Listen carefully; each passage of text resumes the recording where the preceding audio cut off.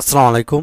SSC পরীক্ষা ২০২৫ সংক্ষিপ্ত syllabus কি দিবে না, এই প্রশ্নটি আমাকে অনেকেই করেছো, যে জন্য ভিডিওটি তৈরি করা। তো দেখো, তোমরা সম্প্রতিকালে অনেক বোর্ড থেকে কিন্তু শিক্ষার্থীরা আন্দোলন করেছে।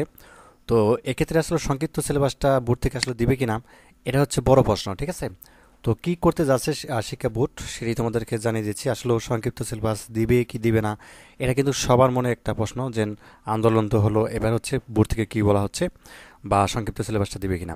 তো যাই হোক, ভিডিওটি খুবই গুরুত্বপূর্ণ। যারা নতুন রয়েছে, যাদের চ্যানেল, অবশ্যই চ্যানেলটি সাবস্ক্রাইব করে রাখো।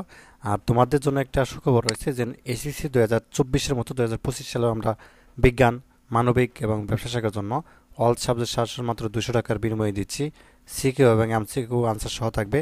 যাদের লাগবে জাস্ট এই নাম্বারটির মধ্যে যোগাযোগ করো।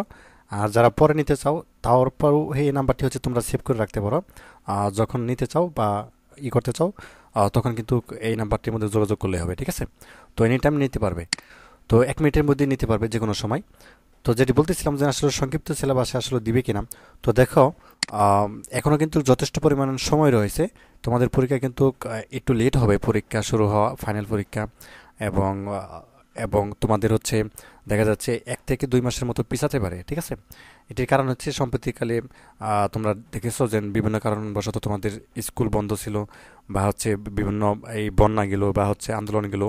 তো এই কারণবশত তোমাদের পরীক্ষাটা অর্থাৎ যে স্বাভাবিক যে পাঠ্যক্রম চলছিল, সেটা কিন্তু ব্যাহত হয়েছে।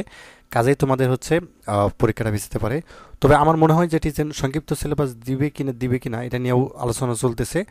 তবে খুব শীঘ্রই আসলে একটা সিদ্ধান্ত আসবে। এটি হয়তো বা ২ সপ্তাহ বা ৩ সপ্তাহের মধ্যে তারা একটি সিদ্ধান্ত নিতে পারে আসলে কি করবে তোমাদের পরীক্ষার ব্যাপারে, যেহেতু এখনো সময় আছে।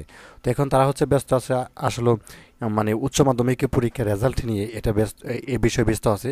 এবং তোমরা নিশ্চয় জানো যে সম্পূর্ণ কিন্তু অন্তর্বর্তীকালীন সরকার তারা এই কাজটি করতেছে। কাজে সব কিছু গোছানো একটা ব্যাপার রয়েছে। তো আশা করি বুঝতে পারছো। তো যখনই কোনো আপডেট আসবে তোমাদেরকে অবশ্যই জানিয়ে দিব। ঠিক আছে, তো ধন্যবাদ সবাইকে ভিডিও দেখার জন্য। আল্লাহ হাফেজ।